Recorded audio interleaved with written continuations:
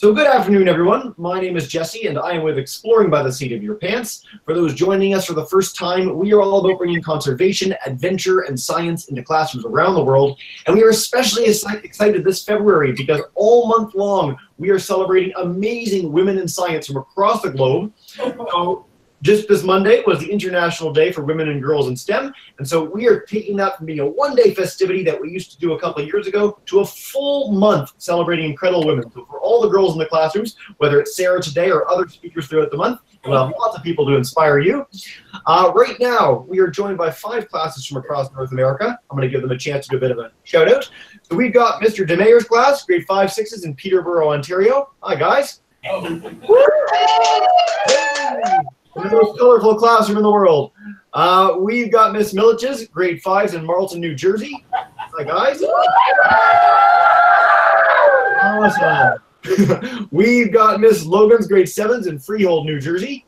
I think we've had every single class in Freehold, New Jersey over the course of Exploring by the Seat of Your Pants. It's super exciting.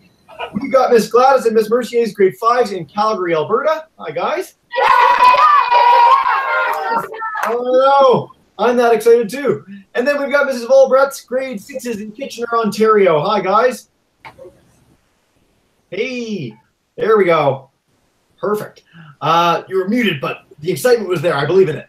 Of course, the reason you guys are all here today is for our speaker. So we are joined live by Dr. Sarah Bailey. She is a research scientist with the Department of Fisheries and Oceans Canada, whose work touches on the global transfer of aquatic invasive species, creatures that are not supposed to be in different places, and she works on mitigating that, understanding that, and today she's going to share a little bit about what she does. Thanks so much for joining us, Dr. Bailey, and take it away. Thanks. Good afternoon, everyone. It's really great to have this chance to hang out with you.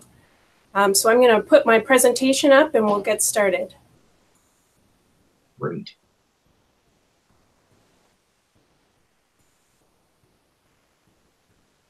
Good to go. Very good. So my name is Sarah Bailey, and I've been a research scientist with Fisheries and Oceans Canada for more than 10 years. And one of the things that made me want to have a career in science was that since I was your age, I was always really interested in environmental issues, and I wanted to have a job where I could make a difference. And the research I do allows me to do that. And I also think that doing research is really cool because it allows us to discover new things about the world we live in. A lot of times we're collecting data or doing research on topics that no one has ever looked at before. And so it's a really great opportunity to learn new things. So just to start, I'd like the classrooms just to give a show of hands of how many people have heard of a biological introduction or maybe an aquatic invasive species.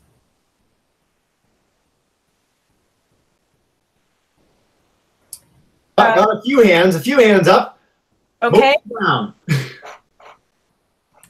So then we'll start just with a little bit of an introduction as to what happens when we have a biological introduction. So basically, a biological introduction happens anytime we move living things, whether they're plants or animals, from their natural or their native range to a new location. These movements can be deliberate or accidental, and they can be any living thing, plants or animals, bacteria. And you may have heard about them under a whole bunch of different names. Sometimes we call them biological introductions or the movement of non-native species, exotic species, alien species. But one of the most common terms you might have heard is aquatic invasive species. And we consider the species to be invasive if, when they're brought to a new location, they get really abundant and they spread and they have a negative impact. That's when we call them invasive species. So here on the slide in front of me, you can see the different stages of an introduction or an invasion. Something has to be transported to a new location where it then has to establish and spread in order to have impact. So why do we care about biological introductions? Some of you may have heard of some of these species, the zebra mussel, the sea lamprey. Those are 2 big ones in the Great Lakes. Emerald ash borer is one that's moved around Ontario in firewood. And the water chestnut is a species that you might have seen if you have an aquarium or you go to the aquarium store. All of these 4 species have very negative impacts. Now, not every biological introduction is bad. A lot of times we introduce species on purpose because we either want to eat them or we enjoy, for example, keeping different fish species in our aquarium.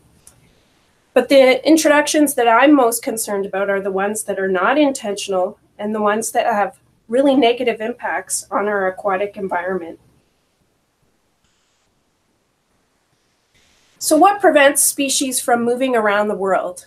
If you're to think about a community of fish, we've got plants, even a crab that might be living in one lake, it's not going to be able, or the whole array of species are not going to be able to move to another lake because they're going to have to pass barriers. So for example, they might have to go over land to get between different lakes.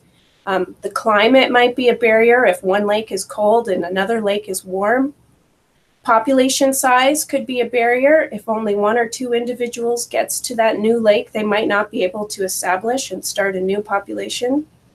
And the habitat also has to be suitable. They have to find the food that they need and the shelter that they need. But what human activities do is it helps some of these species pass barriers, especially that geographic barrier. So when we think about aquatic species moving around the world, things like ships can help them move from one sea to another that they wouldn't be able to move on their own. There are a lot of different ways, excuse me, that species can be moved around the world. Commercial shipping is one of them. Recreational boating, moving live bait or live fish that you are eating. Having live plants or animals in your aquarium or your water garden.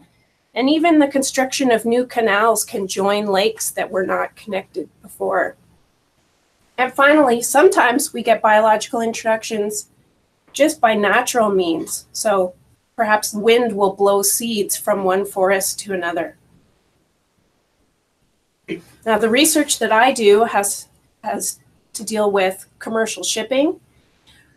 Ships operate all around the world. We have more than 90,000 different ships in the global fleet that move across different ports all around the world. And it helps connect these different parts of the world in ways that the water would not normally be connected. When a ship moves from a port, say in Europe to North America, it can move living plants and animals at the same time.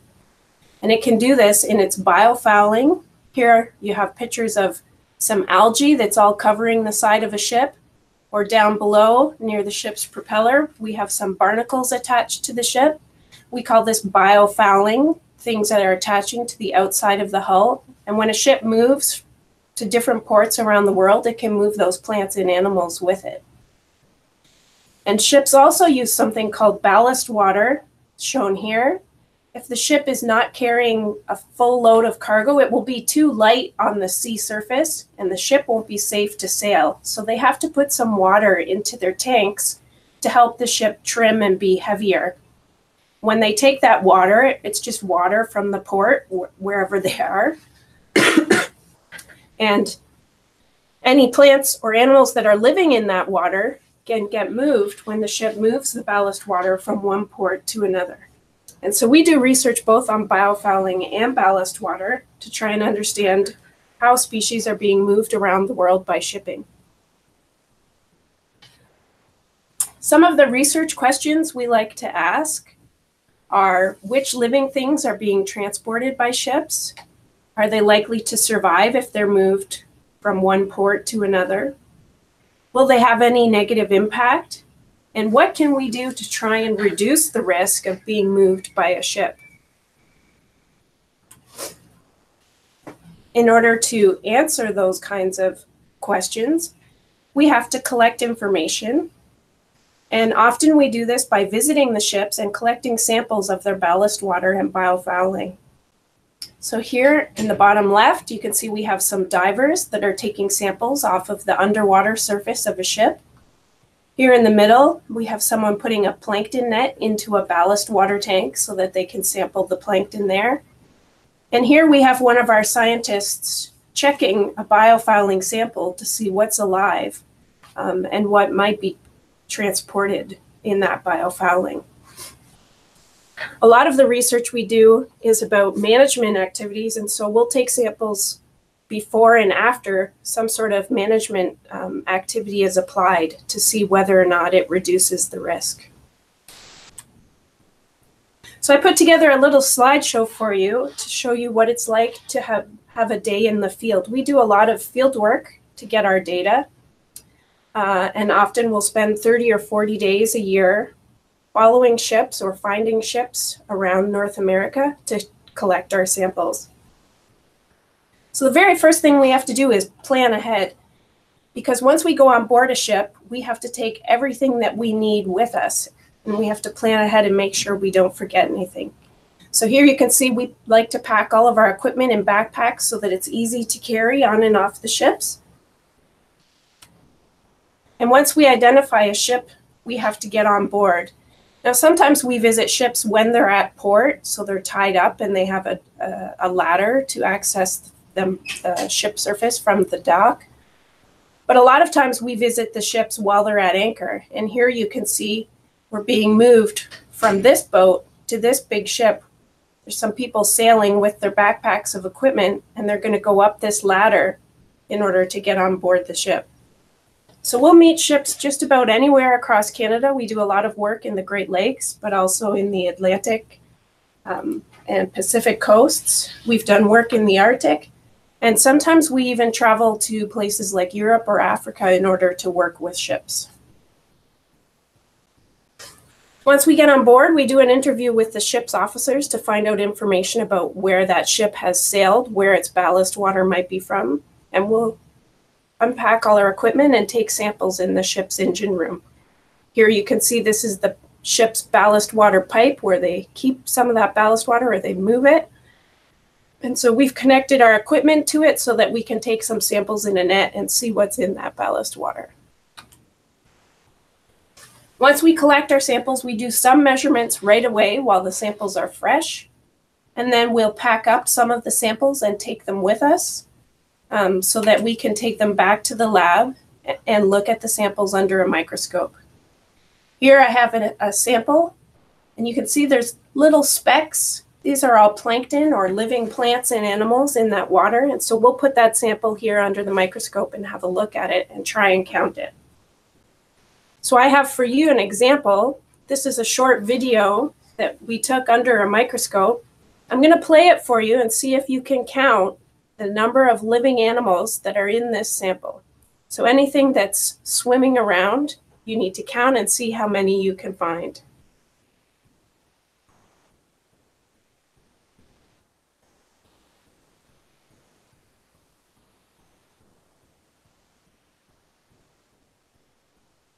Okay, that's our video. Jesse, can we get a count from one of the classrooms of how many creatures they think they saw? Let's head to Miss Logan's class. You guys have a thought? What do you think? Between 2 and 4. 2 and 4, okay. How about I go to another class just to get your thoughts? So Mr. DeMeyer's class, what do you guys think? I think either 3 or 4. 3 or 4? Okay, so we got 2 to 4 from 2 different classes. Okay, that's a good guess. It's really hard to do. I for sure saw 4, maybe 5, because one of them kind of swam out of the circle, and then actually I think something different swam back in.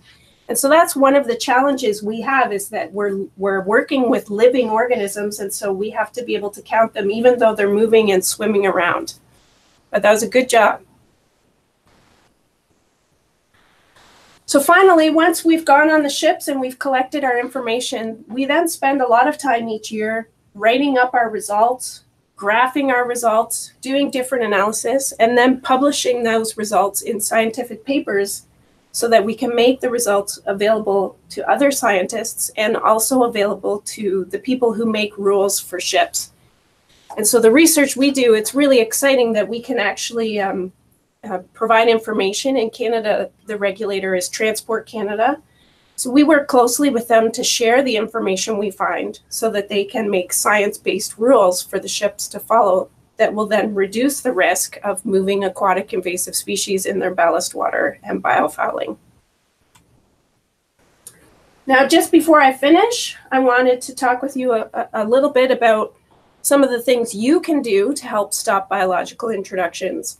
We work with these commercial ships, and they're a leading cause of many global aquatic introductions. Probably about 50% of species that are moved around the world are moved by ships. But there's also many individual activities that you do that can also lead to biological introductions. And so we're going to talk about those a little bit and things that you can do to try and make a difference.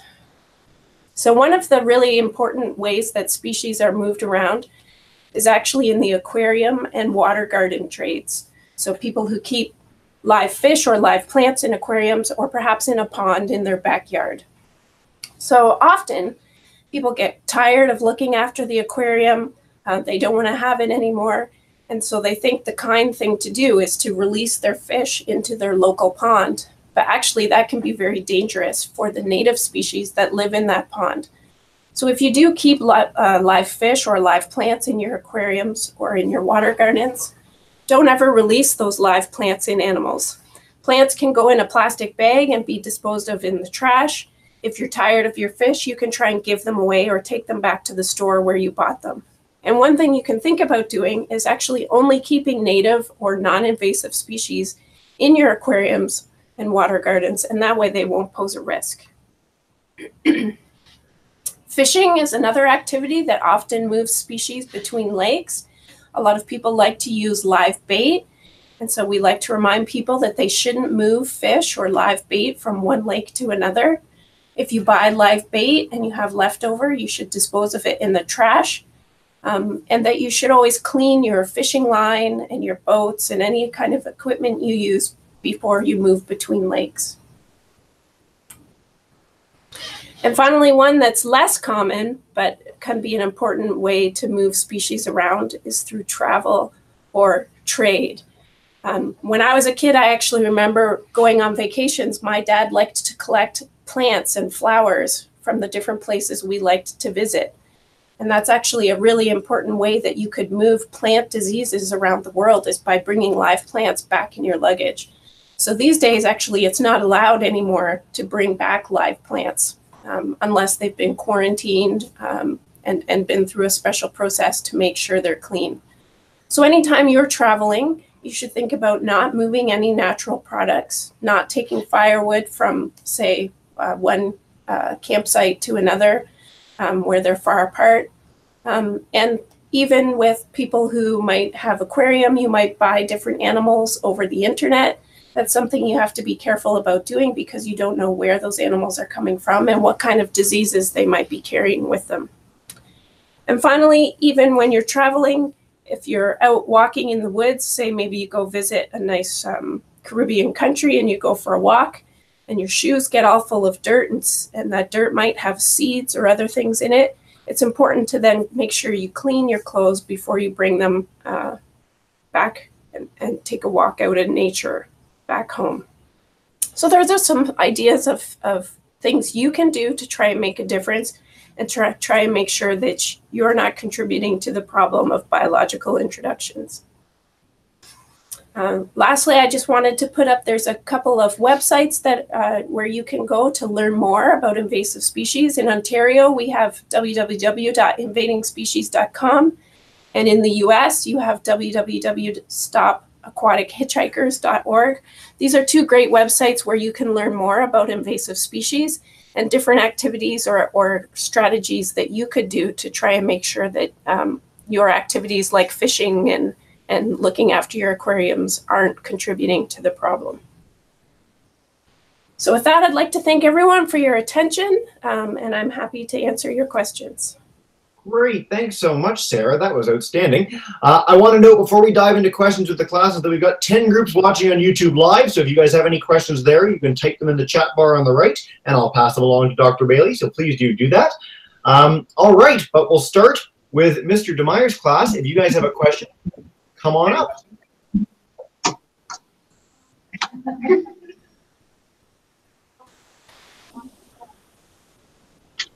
If not right now, we can always come back to you guys in a minute. Don't worry.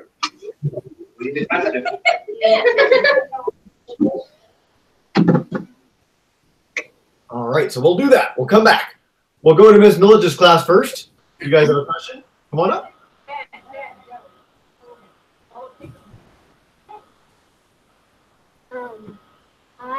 Ben, and I have two questions for you. One, how many invasive species do you find in a year? How many invasive species do you find where? Sorry? In a year. In a year. Oh. Well, that can depend. In a single sample of ballast water, we can sometimes have even 10 or 20 species of non-native species. It all depends where that ballast water is coming from. For example, if the water is coming from somewhere on the East Coast versus somewhere in Europe, we would expect to find more invasive or non-native species in the European sample than a sample that's from the coast of Canada, for example. Wow, that is a lot of species. That's incredible. So you said you had two questions in that class. So what's your second question? Well, I think so. First question, but my second question is, what's your favorite species that you found? Your favorite species you found? Well, we find some really interesting species. I like when we get strange microscopic animals that come from the middle of the ocean.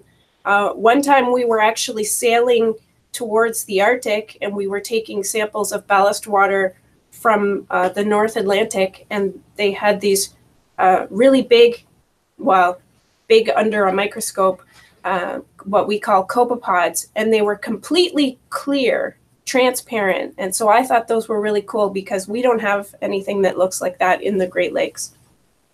Awesome. All right, let's head to Miss Logan's class for a question.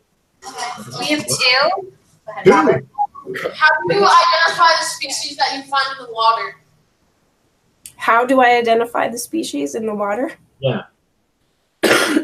Well, sometimes that can actually be very difficult. We do have a lot of books that we can try and match up the species that we're looking at to what's in the book. But sometimes we have to send our samples out to experts that are from different parts of the world. Someone who might be familiar, for example, if the ballast water came from Europe, we might have to get a European expert to help us identify the samples. And something else we're doing now is sometimes we can use DNA or molecular tools. And so based on the DNA that's in the animal, we can identify what species it is. Very cool. So as with a lot of science, and we get this a lot in our hangouts, it's sort of an all hands on deck effort. There's tons of scientists from many different places that work together to come up with answers for these sort of things. You said you had a second question too, so yeah, come on up, all again. Okay. Are there any North American invasive species that went from North America to Europe or something like that? Ah, so the other way. Yeah. Yeah, it is really a global problem, and we have species moving in all different directions. One example is in North America, we have a freshwater jelly, we call them a jellyfish.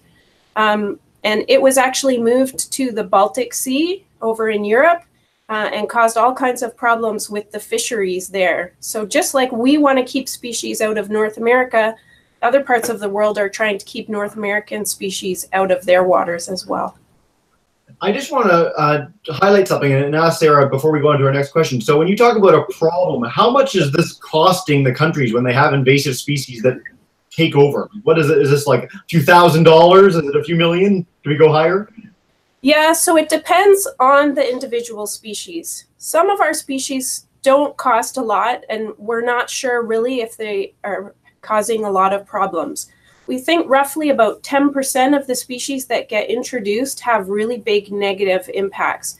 And those negative impacts, if they're significant, like what we've seen with the zebra mussel and the sea lamprey, it can be millions or even tens of millions of dollars per year to try and control or deal with these invasive species once they get here. So the research we do, we really focus on prevention and trying to stop things from arriving, because once they get into a new location and they establish a population, they're almost impossible to get rid of. You highlighted zebra mussels at the beginning of the presentation. It's worth for the classes looking up to see what, like, how widespread and how many zebra mussels can live in one area. It's quite incredible to witness. All right, let's head to Calgary. Ms. Gladys, group, if you guys have a question, come on up. How many aquatic invasive species have you discovered in the last year? Well, I can tell you that we normally find about one new species in the Great Lakes every year, but they might not be ones that survive and stay forever. But in our ballast water samples, and so those might be species that are carried on ships, but maybe not introduced to a new location. In a year, we might have a list of maybe 50 to 100 different species. Yeah. All right, let's head to Kitchener, so Ms. Volbrecht's class. You guys have a question? Come on up. We have 2 questions. Perfect.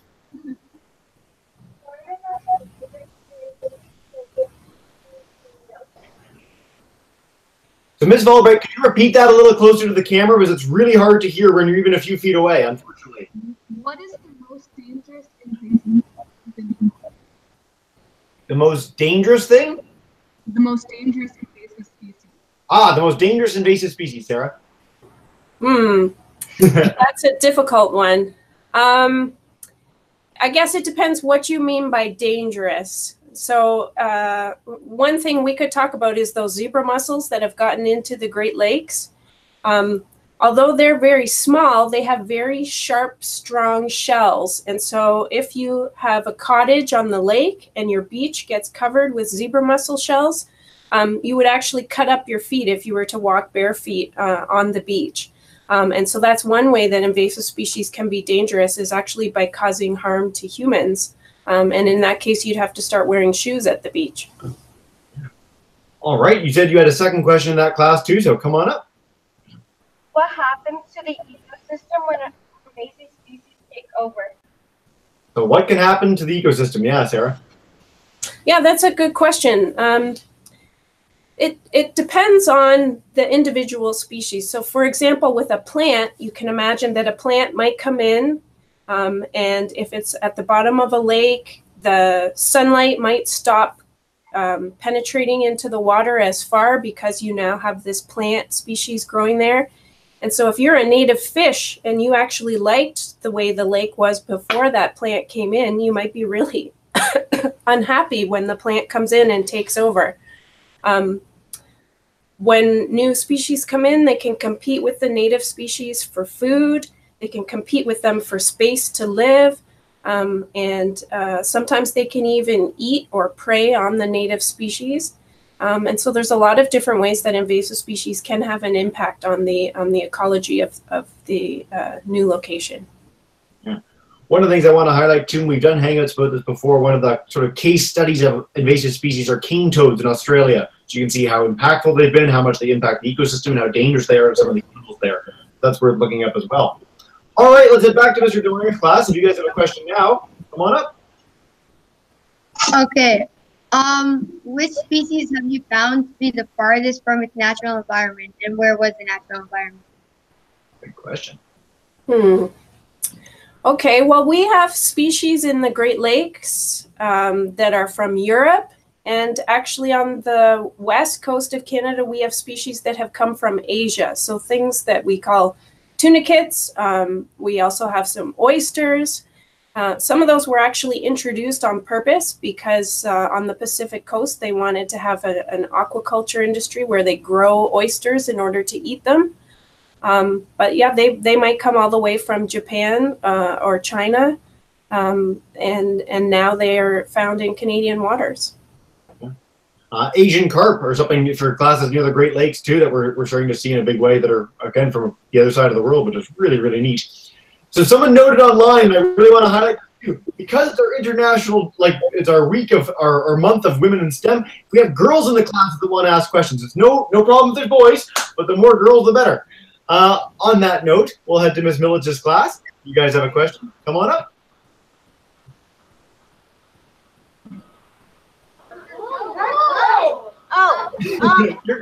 What is the biggest invasive species that you have found? The biggest.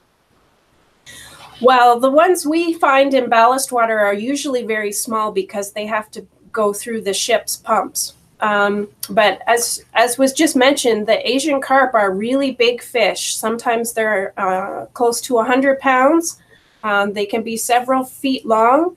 And actually, if you go on YouTube, you'll find videos of some of the carp jumping out of the water and actually hitting people on boats and knocking them over. Asian carps are something to be a little bit afraid of. I hate it when that happens when you're on a boat and you get hit by a fish. Dear. All right, Miss Logan's class, if you guys have a question. And then our bell is going to ring. Who's got, ladies, you have a question? No. Leo? No, they're packing up and getting ready to move to their next class. But thank you, Dr. Bailey. Thank you so much. Enjoy the rest of your day, guys. All right, let's go to Miss Gladys's group. If you guys have a question. We have 2 questions. 2 questions. Yeah. Perfect. What's the smallest you've ever found? The smallest thing. Well, we work pretty often with algae or microscopic aquatic plants. And so they might just be one cell of a plant, and we'll find them in ballast water and then have to try and identify what they are and where they came from. It's worth noting, so some of the classes, you probably will be getting to this more in high school than you are in middle school now, unless you have really, really cool teachers. But if you get a microscope and look at even like a drop of water, the amount of organisms and animals and creatures that can live in that drop of water is incredible. One of the coolest things you'll ever see in science ever. So I urge you to do that. All right, let's head to Kitchener. You guys have another question? Oh, sorry, no. We'll come back to you in 2 seconds. They said they had 2 questions. Sorry about that. My fault. Calgary, back to Calgary. Go on. How long do you guys travel for? Question.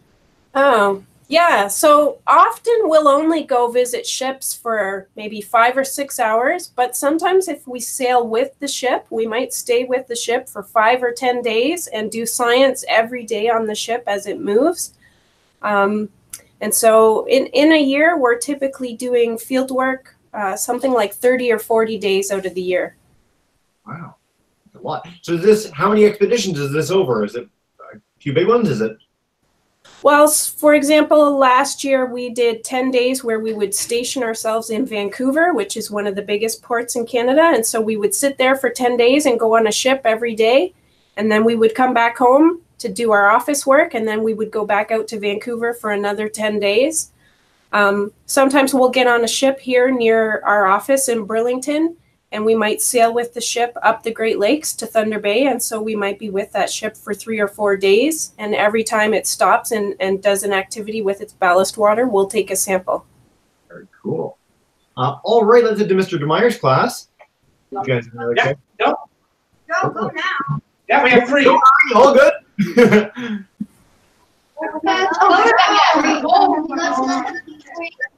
Who decides where you go? You get to decide where you go? Is it Yeah. Oh, no, sorry. What's the question? It's where you go to work. Yeah. Who decides where we go when we want to get on a ship? Yeah. Okay. Yeah. Actually, so that's something I would decide as the research scientist that leads the project. We might choose, for example, say we want to identify ships that have a certain ballast water treatment system. Maybe they have filters installed. And so we'll go wherever we can find ships that meet our needs in order to get the science that we want to get. Is there anywhere that you haven't been that you'd really like to go, Dr. Bailey? I guess I really liked the work that we did in the Arctic, so I would be interested to go back on some Arctic ships. Yeah. Whenever we have scientists who have been to the Arctic, it's such an incredible place and such a place that everyone should see in their life, especially if you're Canadian, because it's part of our country, and so do check that out. All right, we have time for a few more questions, and then we'll wrap up from there. So Miss Millich's class, if you guys have another question, come on up. What are the 5 most common species you find? Five most common species you find. Well,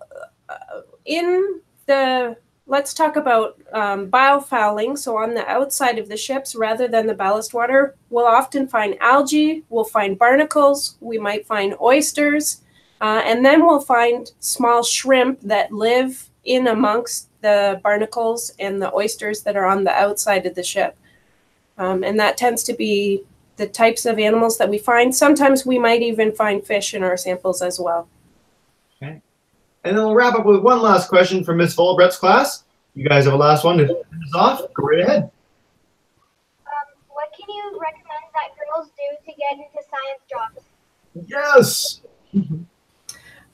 Well, if you like science, then you should keep taking science classes, doing math classes as well.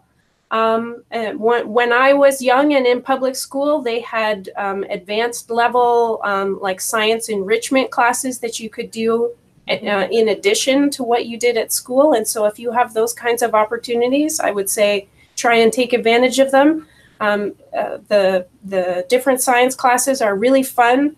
And I think if you stick with science, then you'll be able to get a job in the science field.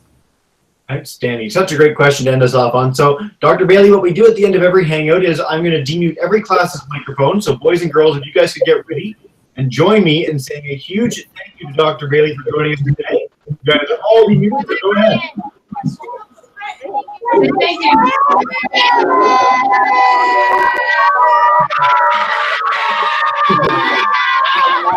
Awesome, guys.